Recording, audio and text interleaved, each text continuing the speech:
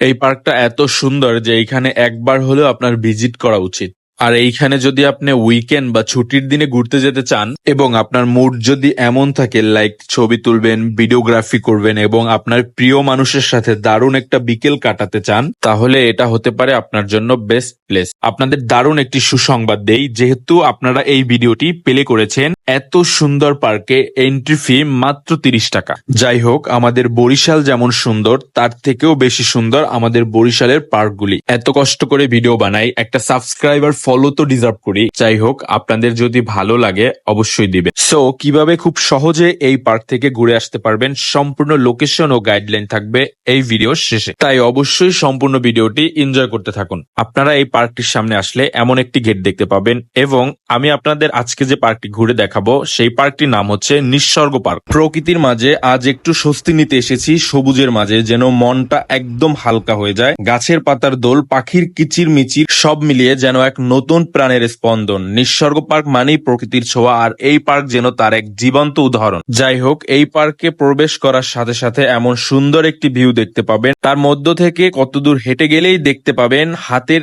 Statue দিয়ে কত সুন্দর চেয়ার বানানো, যেখানে বসে আপনি চাইলেই আপনার প্রিয়জনদের নিয়ে আড্ডা দিতে পারবেন। এবং এই পার্কে যতগুলি রাস্তা আছে প্রত্যেকটি রাস্তায় যেন প্রাকৃতিকভাবেই সাজানো। বাচ্চাদের জন্য এখানে বেশ কিছু সুন্দর ব্যবস্থা করা হয়েছে, যেখানে পেয়ে যাবেন দোলনা, জল পার্ক ও ওয়াটার স্লাইড, প্যাডেল বোট, খেলার মাঠ ও সুইমিং পুল এবং বিভিন্ন ধরনের রাইড আছে, যেগুলি আপনাদের বাচ্চাদের নিয়ে গেলে উপভোগ করতে পারবে। এখানে বড়দের জন্য অনেকগুলি বিনোদনের ব্যবস্থা আছে এবং এখন যে পরিমাণ গরম পড়তেছে, এই দিনে এই জায়গাটা আপনাদের সব থেকে বেশি ভালো লাগবে। আর এই পার্কে আসলে আপনারা এমন কিছু ছোট ছোট কটেজ দেখতে পাবেন যেগুলো সবুজ প্রকৃতির চাদরে মোড়ানো। তারপরে একটু সামনে গেলেই দেখতে পাবেন এমন একটা ব্রিজ, যেটা দেখতে এক কথায় অসাধারণ। এখানে বসে ছবি ও ভিডিও করা যাবে। তার পাশাপাশি পেয়ে যাবেন এরকমের অনেকগুলি খাবারের দোকান, যেগুলোতে পেয়ে যাবেন ভিন্ন ভিন্ন খাবারের আইটেম এবং এই স্টলগুলি দেখলে মনে হবে যেন প্রকৃতি তার নিপুণ হাতে সাজিয়ে রেখেছে। তারপর হাঁটতে হাঁটতে যখন পার্কের পিছনের দিকে আসবেন, তখন দেখতে পাবেন অনেক বড় একটা পুষ্কুনি